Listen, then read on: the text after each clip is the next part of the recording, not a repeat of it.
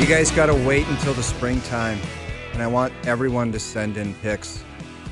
Because when you get to a putting green before you play, every guy is going to be putting with the saw claw. Mm-hmm. This Scotty Sheffler went out there to the Bahamas and put that old man claw grip on the putter, and he blew a 64 out there again today. Yeah. He's crushing everything. He's like 14 under par, 13 under par. It just doesn't matter. Leading the tournament. Dude, he doesn't care. Best player in the world, and his coach said, do the claw within 10 feet. You'll crush everything in the back of the hole. Guy's a machine. Like, he's a machine, and I was thinking about him today because of what we were talking about yesterday. You know, we're months away from the Masters and making picks, but his odds when they get there, if he's healthy and playing like this. Tiger odds. Yeah. Like, it'll be minus money, I think, for him to win. And well, that one year, like, remember the year Tiger won the British Open? He said, he was 12 under. The next guy was +3, which is Ernie Els at the U.S. Open. That was at Pebble in 2000. That's right. And then the British went to St. Andrews, and he was like, it wasn't even, like, people were just like, just give him the trophy. Right, exactly. Like, if he's remotely healthy, he is going to lap the field. Yeah. And I kind of feel like Sheffler is at that point, at least at Augusta, and certainly courses that he likes and that he's won at before. Man, he will be a massive favorite at Augusta. Massive favorite. Does the claw help though? That's my question. Have you tried it? Oh, have you even seen? Well, the philosophy behind it, Jamie, is guys get the yips or they do stupid things with the putter because their right hand gets involved and they either jerk it left, they shove it right, and the claw is a stabilizer which allows you to just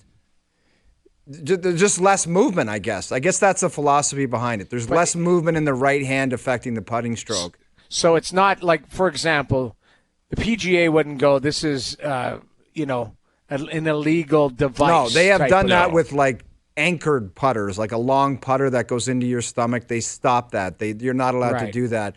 But these guys are going to keep fiddling with it until they figure out something that's basically going to work. Absolutely. Absolutely. Like, you can't tell someone they can't grip the putter whichever way they choose. And Sheffler, to your point, like, if this is a guy in his prime, number one player in the world, and he starts using it on putts inside 10 feet, everyone in Canada in the spring is going to have to be out there. I want picks in the spring. When you get out there, I want to see the guy that always thought, well, Hayes, you're one of them, that too cool for school to use the claw. They're going to have the claw out. I'll try it, but I'm too vain. I do think I'm too vain on the course. Duthie will have it in action. JD will 100% be operating with the claw. I guarantee it. Tin cup. Remember when he had the hat on with the thing in front of it and all of that? Like, that's everything you need, man. The device. Anything you need. Speaking of guys doing stupid things, this assassination story in New York, this has been so crazy and captivating. The video is just gruesome. It is. It's awful. It's such a modern story. The fact that the video is available to the general public within like an hour, like literally by later that morning, the video was online. And I've seen it. You can't avoid it. If you're on Twitter and you're scrolling, it just shows up. It's wild. But the assassin, had obviously planned it out, was cool, calm, and collected, which is scary. It went right through Central Park and came out on an e-bike and was gone. And they've been reviewing video all throughout Manhattan and could not find this guy without his mask on, except for 1 second in time, 1 moment in time. And they think they're going to zero in on this guy because he took his mask off when he was flirting with a woman at the hostel. The guy was leaving the hostel. This woman starts talking him up, flirting. She asks him to take his mask off. He takes it off, and they have a snapshot of him. And it's just such a wild story, but the fact that like this is such a guy thing, like you're there obviously to do something horrible and gruesome and horrendous and heinous, but he's like, I don't know, I got something going here. I got to take the mask off and have a chat. It's crazy that they're going to catch this guy likely because of a stop and chat with someone he thought was cute and was flirting with him. It's crazy that's the development today in New York. Well, he deserves to get caught. Well, not exactly. because he deserves anyway, but especially but it's like you're such a dummy. Yeah, guys can't help themselves. Girl starts talking them up. Yeah, I'll take the mask off. Snap. Oh, brilliant. Ridiculous. I hope they catch him soon. Well, I think they will. I mean, it's amazing that he got out of New York without anyone catching him. I mean, it happened earlier in the week. Yeah. And I'm sure at some point they will find him, or they'll find out exactly who's behind it. But that story has just been crazy, considering who it was and how it went down, and now how they may end up catching a guy. But Leafs in action tonight on TSN 4. Capitals in town. Leafs in Pittsburgh tomorrow. And we've got a trade and a signing out of New York. There's a lot going on in the league here, including Thatcher Demko returning but not starting. And Vancouver's on a homestand for a long, long time, and he's not starting tonight. Kevin Lankinen's going to get the start. Here's Mike Johnson, our TSN hockey analyst, joining us here on the Maple Toyota Hotline. What's happening, Johnny? What's going on, fellas? I find that interesting. I mean, when anybody returns to the lineup, but goalies obviously specifically, if you're healthy enough to back up, you haven't played in 3 months, what's the harm in the start? Like, are you going to get sharper watching the game? Do you have to get used to the game day routine again? I never quite understand that for goalies, why you don't just, if he's got to play, let him play. The bizarre one, John. I don't get this one, because it's not. I'd be one thing if they had a back-to-back, and for whatever reason, playing tomorrow, better stats, higher profile game. I don't know. They're off tomorrow, then they're at home on Sunday against Tampa. Like, if Demko cannot start tonight, why is he even dressing? Why is he even dressing? It's just another weird story in the Demko story. Or another weird chapter. Worse for him to have to go in the middle of second period after sitting there cold on the bench, given all his knee issues and the warm-up, I'm sure, and the treatment he wants beforehand? I don't know. I don't. I'm sure they have a reason for it. I don't quite get it. Yeah, well, I agree. Absolutely, it would be worse. I mean, I'm not a goalie. I think we all know that. I mean, the guy hasn't played in 6 months, and if Lankinen pulls his shoot halfway through the period and this guy's got to go in cold, that's terrifying. It's the worst-case scenario. Johnny, I thought last hour, and I hadn't looked at their schedule, but I thought, okay, well, you'd heard in his recovery that maybe they would start him on the road. In watching some of their broadcasts and that, they had struggled at home. On the road, they played a little bit more sounder defensive game. But Hayes lays it out. They've got a homestand, and their next game's against Tampa. Like, you think it would be a better start against Columbus, although Columbus, took it on the chin last night, but it's a back-to-back, so you're at least getting a tired team in your own building. To me, this is a perfect start for him. I don't know what the reasoning is behind it, other than maybe he's Jamie, for the simple idea of feeding off the energy. Like, you know what I mean? Right. Like, just let the crowd go bonkers. Play him at home. Yeah, get him in there. Welcome back to – and if you're Thatcher Demko, like, I know he's rusty, and I'm not going to act like that doesn't exist, but, like, Tampa, Columbus, who cares? Like, you're Thatcher Demko. I want him to play against whoever as soon as possible. So, in fact, I'd probably want him to play tonight, and if it's an easy night, play him again next game, which is probably not part of their plan. Lankinen's been very good. I don't understand how the thought process behind some of these things. Sometimes they galaxy brain it, like overthink it. Just if he's healthy enough to be in the lineup, he's healthy enough to play. If he's healthy enough to play, then play him. Well, my thought would be it's the player. Like, I don't know, but my thought would be it's the player saying, I can come back, I can back up, but I'm not comfortable yet to start. That would be my opinion on this, without obviously knowing clear cut, because everything else makes no sense. And that would be concerning. Like, are you really prepared to return? Right. Like, you're prepared to be a backup, but you're the starter, man. Like, you're the man. You got to come back and play. And I don't know. We'll see. I'm sure Demko will play on Sunday, I would think. If not, at some point after that, they're at home for like 10 days. 6 games at home. They were just on the road for a long time, and it sounded as if they were waiting for him to basically get home so he could play. But anyway, sticking with goaltender news, Igor Shesterkin sounds like 8 years, like $11.5 million. That's his extension to stick around in New York. That's the highest paid goalie ever. What do you make of that deal? Well, I guess we're not surprised, given it was Kevin Weeks who reported it in the summer that he turned down 11. So if he turned down 11, he's going to get a little bit up from that. Listen, goalies are the most important position. It's strange that they somehow are valued less than positional players, but that's the reality. We don't need to go down that road entirely. And he's very important to the Rangers. The Rangers, it's a weird time to sign him, given all that's going on with the Rangers and the fact that the team's not playing particularly well, and he's not played particularly well the last few weeks. So even if you're working on the number, and if you agree to the number, maybe you wait for just everything to calm down a little bit, because now you're looking at, well, we just got rid of an $8 million player because of salary cap reasons, but now we're going to give the richest goaltending contract in the history of the game, which is probably deserved. He's an incredible goalie. He does more for that team than you can imagine. I guess it just depends on how much you think you value goaltenders, and I guess that's the high end. Is he 40% better than Swayman or Allmark or Saros or whoever else has signed kind of one of the recent Sorokin high-end contracts? I guess that question is to you, but not surprising, but peculiar timing. Well, I'm gonna.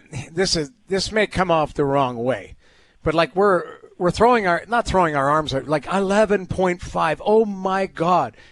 There's how many Leafs that make that? You know what I mean? That's. Mm-hmm. But you mentioned the difference is positional players, goalies. They're most important, but they're least respected. So you're right. Like I don't think he's 40% better than the guys that you mentioned, but I do think he's better, and I do think he's a superstar. It's just a big number that we have to get used to now. That's what he's moving the bar. The best goalie was Carey Price. He made 10.5. He's making 11.5, and not a lot of guys are going to be like that. It's more the 8 million and lower type of thing.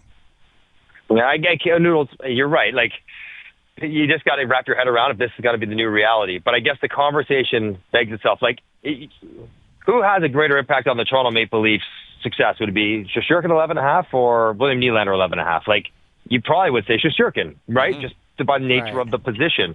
But then the question becomes, well, can you get a combo together like a Stolarz and a Wool for 5 and then take that extra 6 and spend it on the roster and be net better? Even though individually one-for-one player for a goalie, you'll never be better, but roster construction, there's no right answer. It's a strange phenomenon in that goaltenders. I think the league has decided that you can value your way to good enough goaltending and a better overall roster than by paying a superstar goalie a bigger amount and being lesser on your skaters. So, Johnny, with the goings-on of today with Trouba, who is under the gun the most in the New York Rangers organization? Like to get things sorted out? Is it Shesterkin? Is it Lavi? Is it Drury? Or is it the players? Oh, that's a good question. I guess part of me wants to say Drury. He put this team together. He expects them to be amazing. He's making big-time moves, big-time waves in the dressing room, given that you're trading a captain in a way. I'm curious to hear what your guys' thoughts are about this, because if you're working within the rules, the context of the CBA, even if it's tough business and it can be harsh and it's unpleasant, I don't think it's inappropriate. Like saying, hey, we want to trade you. Okay, we want to trade you a team that's on your no-trade list. If you don't take it, we can put you on waivers because you don't have no move protection. You have no trade protection, and they might claim you anyways. I'm sorry, that's what it's come to.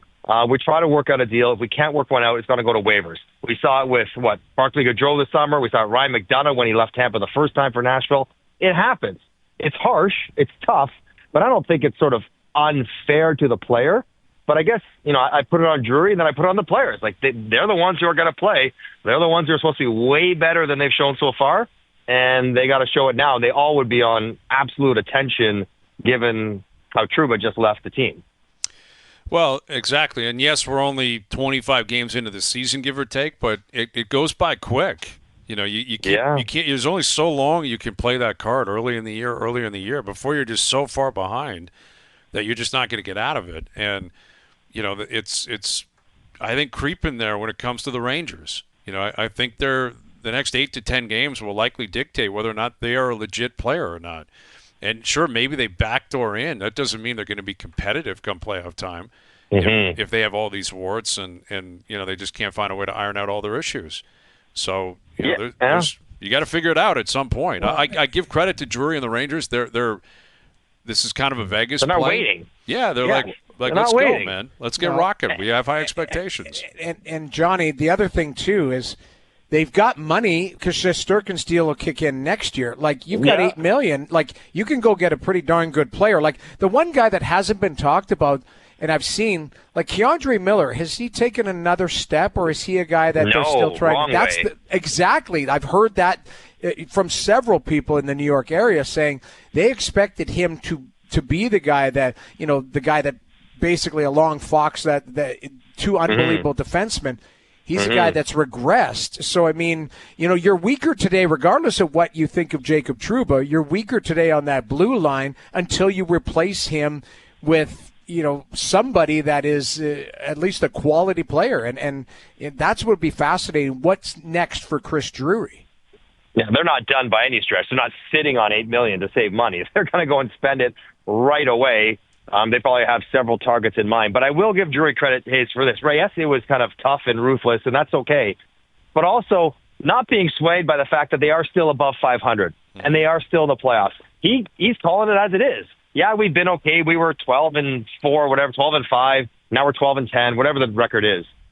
He's realizing, don't be fooled by the record. We're not that good. I'm not going to let our record, our goaltending, hide the fact that we're not a good team and try to convince everyone otherwise. I'm acknowledging we're not good enough. We're not anywhere near good enough. So I'm going to make changes as I see fit. And he started. And I don't know where he goes from here, what other players might be available. I saw how quickly Brady Tkachuk rumor was out there by Larry Brooks, and then vehemently refuted by everyone in Ottawa. That's not at all on the table. But they'll be looking at big time players to fill that dollar value and to fill the holes in their roster. Well, I'm sure Larry got that from someone within the Rangers organization. Clearly. But, and that's them looking at Ottawa being like, they're not having a good run. Maybe Ottawa should have a similar attitude. This isn't good enough. We got to figure it out. And I'm not saying you move Brady as a result of that, but they've had to make, I wouldn't say some moves recently, but they are well aware, Steve Staios and company in Ottawa, this isn't going well. And the same thing applies to the Rangers. Yeah, you're only 25 games in. At least the Rangers are in a playoff spot. Ottawa's not. Ottawa's got to get going. They've got, I think, 8 to 10 games to get back in the race and prove that they can keep up with teams. And if not, deja vu. I think they're going down the same road that they've been down. And then the questions will arise, and this is what I'm sure the Rangers are hoping for.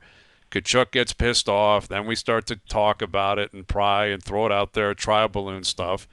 But he's not going anywhere right now, and nor should he. I mean, he has to be a part of the main core in Ottawa that gets them over the top, gets them winning games, and gets them back in a playoff hunt. Yeah, agreed. It'd be such a strange dynamic there for, he's a young guy. He committed to Ottawa.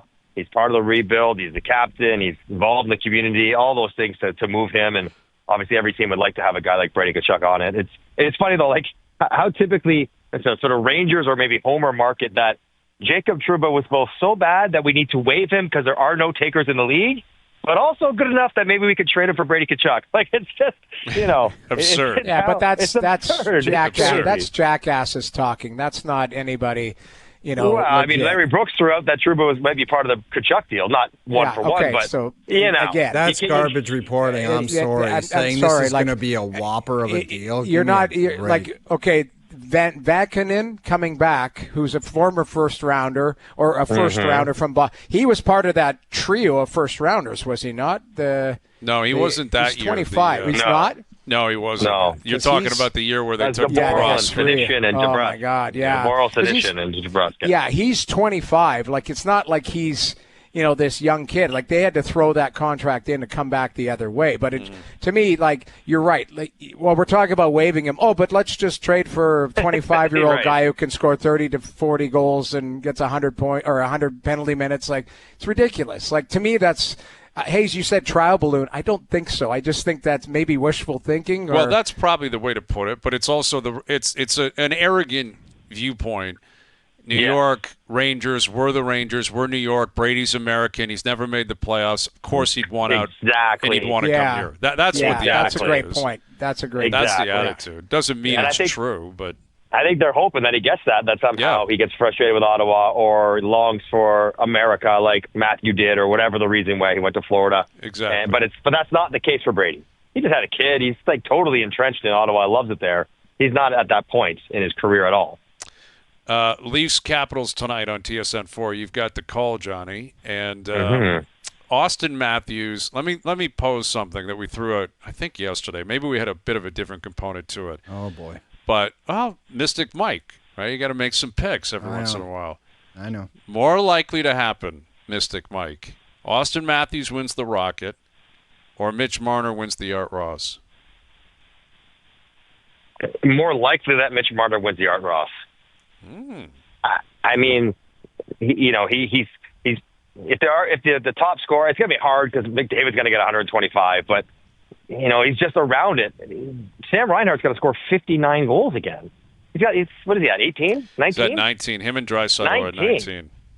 That's a long ways ahead of Auston Matthews. So let's just say he struggles down the stretch and gets to 55. Is the likelihood of Auston Matthews getting more than 55 at this point when he's got a goal a game the rest of the year? I know we've seen him come close to doing it, but it's I don't know. I think it's Mitch Marner. I think you see him put up points. If maybe the top scorer gets 120, not out of the question that Mitch Marner, the way he's playing, is around it enough that he could get there. Neither one is likely, but if I had to say which one is more, it'd be Marner. Okay. Johnny, the Leafs, they've garnered some attention. I mean, we've even had some guests on that say they really like in the East what Toronto's doing. How do they handle the machine moving forward, knowing that there's expectations, also knowing that there's been numerous failures in the playoff time and they've been everybody's joke? It's like the Leafs wait till they get to the playoffs. How do you think everything should be handled with the mindset where this could be different, they hope it's different, and they want it to be different? I mean, they both have to sort of live in the moment and not get caught up in thinking about the playoffs or past failures or proving people wrong or the fact that it's different, because you can't do that really until you get there. So it's a lot of wasted emotional and mental energy thinking about it when you can't do anything about it, while also recognizing the preparation, which I think has started like literally day one of camp, that this will be different. And the way that they play, the way their systems is, the way they interact, the way they manage games, the way they defend, that will help them down the stretch. And I think as they go forward, as you talk about the machine, I think it'll be about refining what their roster will look like, because I think it will be different. I think they're chasing a centerman somehow, chasing good health and see what that looks like.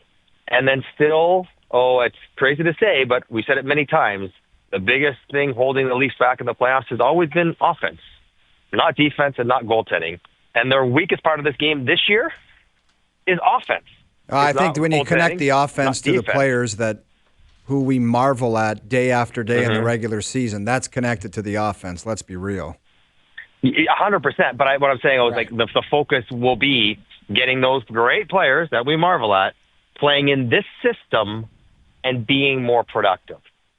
And then, trusting that this system and that productivity will transfer more accurately to the playoffs than last system, and then the way it went in the playoffs where it got quite a bit different. Hopefully they're saying this will be the same, we'll play the same, but we've shown ourselves the ability to be, a good offensive team. We don't have to be the best in the league, but let's get to the top 10 because we're talented enough to do so. That's, I think, the foundation is there, right? The system, the goaltending, the work, the physicality. Feels like that's all sort of been put in place.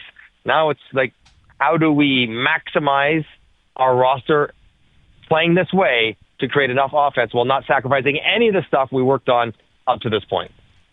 Yeah, it's going to be interesting to see, over the next few months, because we've heard all this activity. We've seen activity in the league already. And I think there's going to be more trades, more players available, more teams kind of crapping out and saying, go ahead, give us a shot. What do you need from us?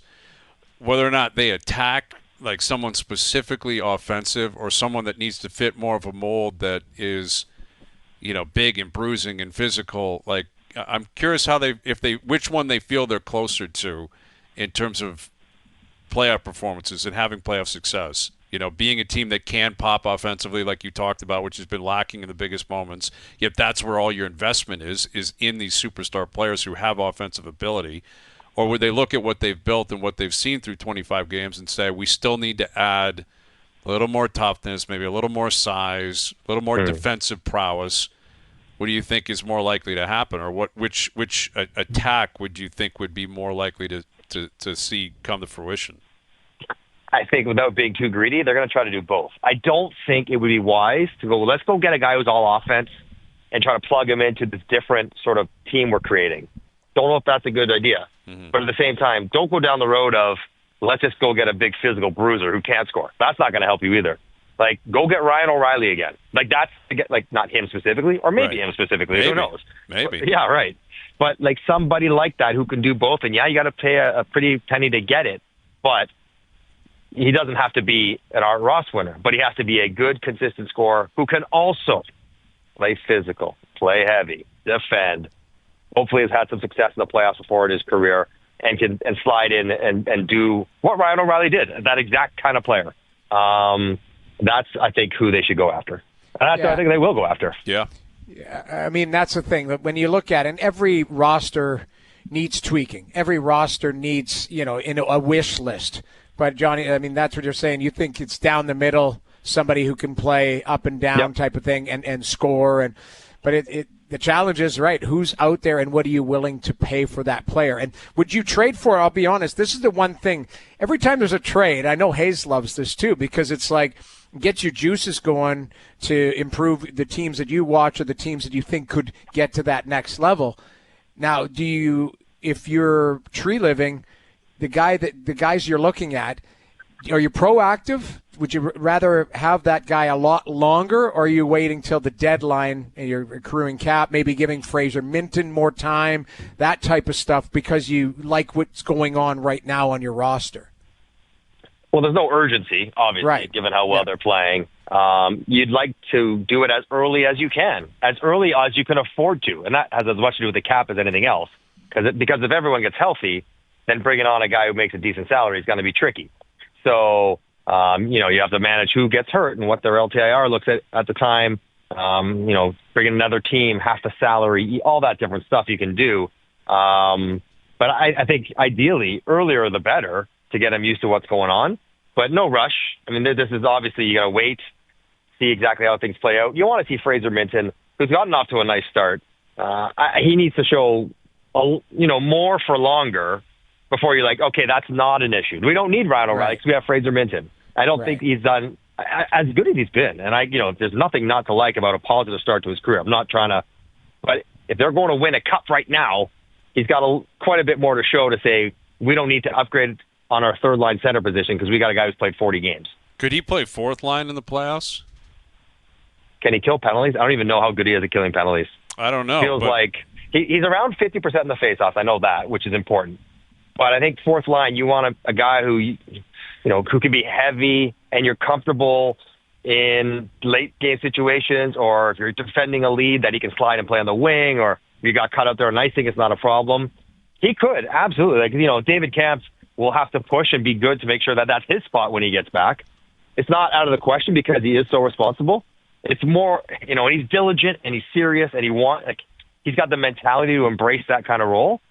I just don't know if he's got sort of the maturity, both physical, because he's a slight guy, and sort of maturity and experience.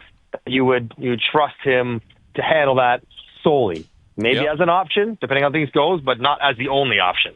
Yeah. Yeah, I'm just wondering. You'd want a cagey guy there, like a grizzled, like a guy who's. Yeah, but you got David Kampf. Like, that's what he's supposed to do, right? But what if he's better, though? That's what I'm saying. Like, if he's better. You got to get rid of Kampf then.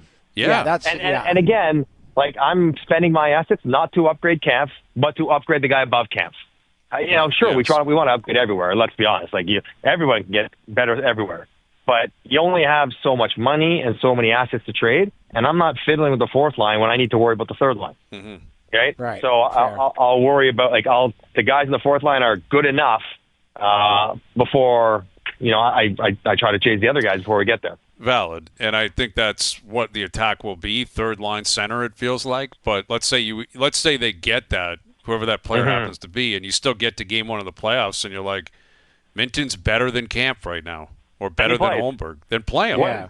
Didn't Berube say that? Just say, I don't care. If he helps us win and if he's better, I want him here.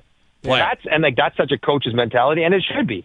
And listen, where the team is right now and trying to win in their sort of arc of their window, whoever, I don't care if he's in his 20th year or his first, if he helps this team win and gives them a better chance in the playoffs, then absolutely he plays. Yeah. Forget development. Not this year. None of that matters. It just matters about whoever gives him the best chance. Wherever he plays. Yeah, wherever he plays. Center, wing, whatever it is. Wherever. Put your best line. Exactly. 20, 30, 40, it doesn't matter. Whatever your age is, play. You can help him. You got to help him. That's what Berube is looking for. I think that'll be the mantra for the Leafs. Yeah. All right, Leafs Caps tonight. Leafs and Pitt tomorrow. Have a good call tonight, Johnny, and we'll break it down next week. All right, fellas. Have a good weekend. Mike Johnson, our TSN hockey analyst, joining us here on the Maple Toyota Hotline. Check out Maple Toyota's huge truck and SUV lineup, including Tundra, 4Runner, Highlander, and Grand Highlander in stock and ready to deliver. Visit mapletoyota.com. All right, we got Luke and Al's brother coming up. I have not heard from Al's brother. I'm getting concerned. Because pendulum is swinging here a little bit. It's got to stop. The bleeding's got to stop on Sunday. So we'll get into the game last night. We'll get into some picks. Got Jonas Siegel coming up on the Leafs weekend. That'll happen in about an hour. We'll see if the Rangers do anything else between now and 7 o'clock as well, because it sounds as if Chris Drury is pretty active right now. Yeah. All right. Well, we'll see what comes of it. Oh, panel night for you. What do you guys got going on? Quiz night? Oh, the whole nine. Everything. Bob McKenzie on the panel tonight. Bob's on the panel Bobby tonight. Mack. Wow. You're kidding me. Bobby Mack on the panel. Little World Junior chatter tonight or what? Yeah, maybe a little World Junior preview in the second block of the second intermission. I like it. I look forward to that. Shout out to Easton Cowan, who will be on his way there, I'm sure. All right. Enjoy that tonight. Catch you on Monday. Have fun with the nobody later. Oh, we will. Take it easy. Here's Jeff O'Neill. All right, Al's brother, Luke Wilson, Jonas Siegel still to come. Our best bets coming up as well. Overdrive continues. TSN 1050 and on TSN 4. That was a great football game last night, and I'll say this about Green Bay. They've lost 4 games this year. They're 9-4 in the season. Those 4 losses are against teams with a combined 5 losses on the season. They've lost to Detroit twice, Philly, and Minnesota. And best teams in the NFC. Now, glass half empty noodles is those are the teams you're going to meet in the playoffs. Yeah. Right? If you want to go anywhere, you're going to have to go through likely Minnesota, Philly, and Detroit. We'll see what they have. But I do think Green Bay's in a good position here. They're a young team. Their defense didn't hold up very well last night, but no one's holding up against that Lions team, especially at home. Right. Like at Ford Field, that team is a machine. Their offensive line is so good. Jared Goff never gets touched, and he's just running the orchestra, man. He's the maestro right now. So, Bob Cobb. Did you ever envision a couple of years ago when we were making fun of Dan Campbell biting kneecaps and all, like, did you ever envision this? Like, No, did you I ever did say, not. like, you know what, 2 years from now, we could see this team, are they 11? What are they, 11 They're and 1? 12-1 now. 12-1. They've won 11 games in a row. Did you ever envision this team being that Never. big of a juggernaut? Never. Especially And- run by him. Well, exactly. For multiple reasons. One, I've been programmed my whole life to never believe in the Lions. Never, ever believe in them because Right. they just never won anything, and they were always a doormat in terms of wins and losses. Great city, great fan base, great history, playing on U.S. Thanksgiving forever. Never any good. 0-16. First team ever to go 0-16. Yeah. And so I just had no faith in the organization. And yes, I had the same reaction. We played that clip so many times for weeks that we're going to eat your kneecap and we're going to do this and do that. And I'm like, what is this guy even talking about? Doing push-ups with his team, Yeah. like just like hero mode. But what it is he's created an environment there. Like I can't stop watching his post-game speeches, and the guy, he's all in, and you can tell the whole team is all in with him. Yeah. And on the way up, we're going to bite a kneecap off. Like, listen to this guy. This is maybe the coach of the year in the NFL. He might win a Super Bowl. What's that guy going to do at a Super Bowl parade? Yeah. And Lion fans, they deserve it. Like, I'm saying that. I understand as a Packer fan within the division. Lions fans have supported the team. They show up. They love football in Detroit, throughout Michigan, Midwest. I mean, it just screams football, and it's long overdue. And a buddy of mine texted me last night, and it was just clear cut. And I had never really thought of it this way, but it's accurate. Jared Goff just always wins. He always wins, and like he got drafted first overall by the Rams, went to a Super Bowl a few years later, lost to Belichick and the Pats in a tight game. And everyone holds that over him. You lost to Belichick and the Pats. But he won in L.A. He got traded for Stafford. Unfortunately for him, Stafford went and won a Super Bowl with the Rams. So it was like, see, he did it and Goff couldn't. Got you over the top, yeah. But Goff just wins all the time.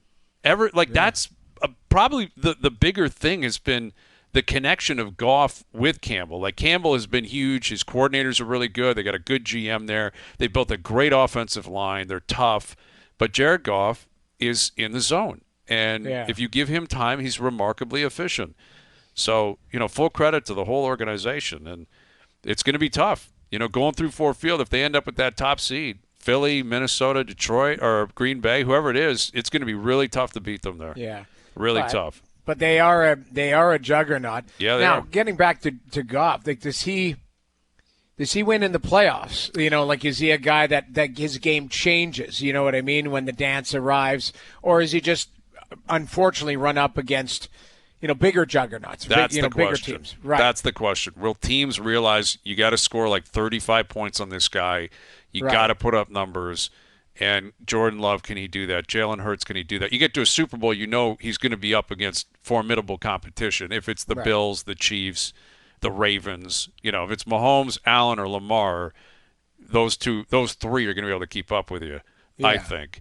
But, it was a great, great football game last night. And it's kind of bittersweet because we're really getting towards the end of the season here. We're into Week 14, and CFL's been done for a couple of weeks. College football's wrapping up, and the NFL's wrapping up, man. It moves pretty quickly. But, we'll catch up with Luke in about 20 minutes.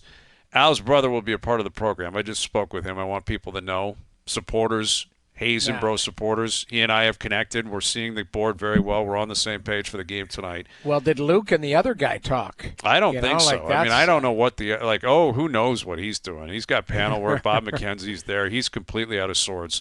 Luke, I'm sure, will drive the bus on that. But we have sent Al's brother out all week. Nice. He has been at some special location in the city. The phone lines are now open at 416-870-1050. 416-870-1050. The first caller through with the correct location will win a pair of tickets to see the Leafs play. I believe it's the Sabres. I don't know. We got the wrong date here in the read. I'm Ron Burgundy. It's Leaf tickets. Call us right now, 416-870-1050. 416-870-1050. Another chance to find Al's brother and win Leaf tickets starts next week right here on OverDrive. Brought to you by McAlpine Ford in Aurora. Our family, the Ford family, and you. All right, Al's brother, Luke Wilson, coming up in about 20 minutes. We'll get back into a lot of activity in the NHL today, including Jacob Trouba being traded from the Rangers to the Ducks, Igor Shesterkin on the verge of an 8-year deal, a new record-setting contract in terms of goaltenders, and who could be up next to get that kind of money. And Thatcher Demko returning for the Canucks, but as a backup tonight. Kevin Lankinen will play against Columbus at home. Demko not starting. So we'll get to that more, and the Leafs in action a couple times this weekend. Raptors coming up as well this weekend. They got their doors blown off by Shea Gilgeous-Alexander and the Thunder last night, man. That was a rude awakening. They were due for one of those games, and Shea showed up and was ready to play. He was really efficient, really good last night. Yeah. So more on that, and Jonas Siegel coming up ahead of the Leaf game as well. Overdrive continues, TSN 1050 and on TSN 4. Melanin Fridays brought to you by Boston Pizza's new game day menus. Stop by your local BP for $7 touchdown pints, shareables for the whole crew, and weekly prizing up for grabs. Football game days are better at your local BP. Luke Wilson, Al's brother, still to come. Jonas Siegel, our best bets, brought to you by FanDuel, still to come later this afternoon. Good to see Zach Hyman back. He scored last night. He got on the board pretty quickly. Yeah, he had 2 last night. And, I don't know if that's a snub reaction or whatever. When you're playing with McDavid, you're in a pretty good spot. But I'm curious to see what Zach has in store, the rest of the year. It obviously started – I'm sure he was embarrassed by the fact that he didn't score forever. And well, he was getting, again, without going down the analytical, his expected goals were crazy. He was – getting breakaways, missing wide open nets and stuff. He couldn't. He had this run where you were he felt like he was never going to score. And last night, it doesn't hurt. 97 puts one on a tee for you. Oh man! But that was a beautiful play by him. But if that was earlier in the season, if that was 10 games ago, he misses the net or hits the post. Hits a pad or something. Right, or the goalie 100%. makes a great save. So, it was nice to see him at least look kind of what we used to. This is the weird part about it, Brian, is if he gets on a heater and he's got 20 goals by February or 25 goals by February because, he's on this heater, who knows? Like, again, like people will be talking, well, why is this guy on it instead of that guy? But I think instead of focusing on, like, the snubs, you should be – I'm watching Sam Montembeault play unbelievable again last night. I know Nashville doesn't have much, but he made some really good saves. That night against the Edmonton Oilers, Aiden Hill made some – you've got the shutout. Like, there are guys that made teams. Team USA, Jake Gensel was very excited. Like, they're rewarding their teams by having that bump. Like, well, that's what you would expect, right? Yeah. Like, we've been asking, like, who's going to get a bump from missing it? As if, right. You got spurned and now out of spite you're going to go out there and be great. I think it's more likely the opposite happens, where a guy makes it and he's so encouraged by that and gains such a level of confidence by that he starts taking off. And Montembeault would be a great example, because I think he has a legit chance at playing. He's the number 3 clearly, but if Binnington is in poor form or shows up in game 1, gets a start and gets shelled, they may move to the next guy pretty quickly. And if Hill struggles, like, you only have so much of the tournament. They're only going to play 3 games before you even get into a final. So it's unlikely the third guy gets games, but maybe he won't be the third guy by that point. Maybe he's playing so well where they have to play him. I think it's an open competition if you're Montembeault. And, the same thing with any depth player. If there's injuries, maybe you move up. Yeah. Sure, let's say Mark Stone gets hurt just because he's got a history of it. He's out, and they add Zach Hyman to the list. Well, maybe Hyman steps in and plays with McDavid, maybe. Or he's the 13th forward, and everyone moves up. Right. And all of a sudden, you're Seth Jarvis or you're Travis Konechny, and you're saying, I'm on a third line now, man. I'm playing real minutes, and I got a real opportunity to make an impact. Yeah. So all that kind of stuff, I'm sure, is floating around their minds. And I'd be curious where Hyman lands on the snub list, if you want to call it that, or guys who didn't make it. I know John Tavares spoke on it today, saying he got a call recently, didn't make the team, disappointed, but obviously they put it on his radar. You didn't make it, but you were in contention. We have respect for you. Be thinking about it. I'm curious which Leaf is the closest one to being added. If it's Tavares, Tanev, maybe Morgan Rielly, like, those would be the 3 in contention.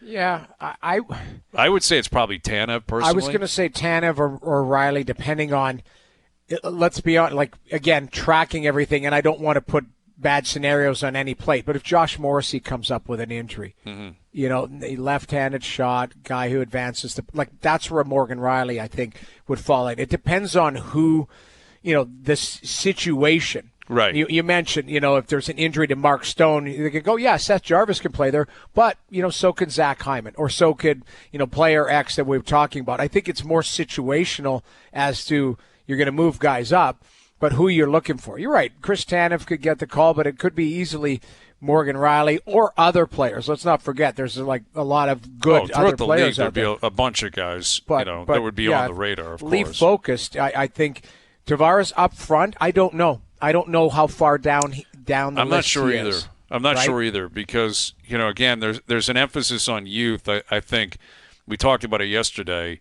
It sounds like Nick Suzuki didn't even get a call. Like, Hockey Canada is not happy with the fact that he kept turning them down to play at the World Championships, which to me is kind of – I think that's petty. To me, it's a little bit arrogant. Like, I get it. You're Hockey Canada. You want people to buy in, but – different scenario clearly, but if McDavid doesn't show up, is he not on the team? Yeah. Like, obviously he doesn't have to go, and Nick Suzuki is not McDavid. He's not McKinnon. But really what you're saying is if you're a bubble guy, you have to go do something for us. Right. I'm not sure I love the messaging on that, but it sounds like it's a reality, and it sounds like Suzuki is in somewhat of a doghouse right now with Hockey Canada. He's going to have to find a way to get himself out. But he's a young guy that can play. Wyatt Johnston is a young guy that can play with good players. Yeah. And Jim Nill's a connection, right? Yep. Carter Verhaeghe, young guy that can play, that's a winner. So, I would be fearful if I was a guy over the age of 30, like a Tavares, like a Stamkos, Scheifele, Hyman, that Hockey Canada may be kind of turning the page on you a little bit. Well, there's certainly a reasoning for that, too. Because you're looking forward, not just for this year and then next year, but like forward into international hockey. And there's guys that go through the program That's why I think it's fascinating with Bedard. Like, I'm really trying to just slow my thought process on him a bit because, again, it's not a great comparison, but Nathan MacKinnon took a little while to become Nathan MacKinnon. Mm-hmm. And, if Bedard in year 2 isn't through the roof, which he hasn't been so far, he's not a bust. It's a work in progress, and Chicago's got to do some work around him. But it's the same thing with these scenarios. Like, you're right. If they got a choice between a younger guy and an older guy, you're probably looking at the younger guy going, okay, we might have several tournaments. Right. We're going to get more out of him. Yes, yeah, and exactly. especially by next February. If you're looking at an older player and you're thinking the wheels are falling off a little bit, it's more likely they've really fallen off by next year. When you really, really care. It's not that they don't want to win this. Of course they do. The Olympic Games, though, are going to mean more. Final hour for the week coming up. Luke Wilson will join us. His take on how Detroit continues to roll and what he made out of the Lions-Packer game last night. Look ahead to the rest of the games this weekend as well. Al's brother will join us. Jonas Siegel on the Leafs double shot. Capitals tonight, Penguins tomorrow. Best bets coming up as well. Final hour coming up. Overdrive continues. TSN 1050 and on the TSN app.